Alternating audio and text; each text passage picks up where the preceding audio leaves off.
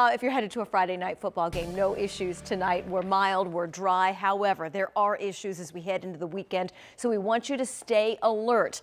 The weather impact for us includes the threat of severe storms on Saturday, strong winds and heavy rain Saturday night into Sunday. So what you can do now is plan ahead of time. What am I going to do if I'm at one of these big outdoor events, say IU homecoming or Ball State homecoming?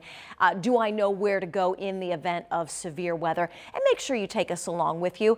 We're going to go from highs in the low 80s tomorrow, upper 70s, low 80s with a few storms tomorrow afternoon, to rain and temperatures in the 50s, rain and wind most of Sunday afternoon. And when we get this much of a dramatic change, well, we know there's something going on, and that something is a cold front. It brings with it the threat of severe weather. It's a low threat, but it's not zero.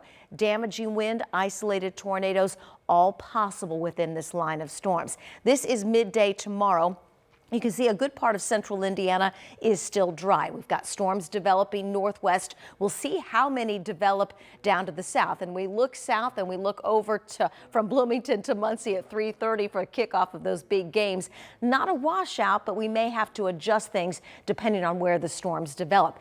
8 o'clock tomorrow evening, this is when it becomes more widespread. Heavy rain, damaging wind gusts with this line of storms moves through the central part of the state around 10 p.m. We get another wave early Sunday morning. That Sunday at 4 a.m. We will finally be done with the threat of severe weather early Sunday. However, what's left behind, strong winds not associated with storms, 30 to 40 miles per hour, and a much, much cooler day. I mentioned we go from the upper 70s and low 80s tomorrow down into the 50s with rain and wind coming to an end on Sunday. Very active weekend of weather. Stay with us. We'll keep you updated all weekend long, and we get you ready for definitely a fall feel next week. Lows in the 40s and highs for most of us in the 60s.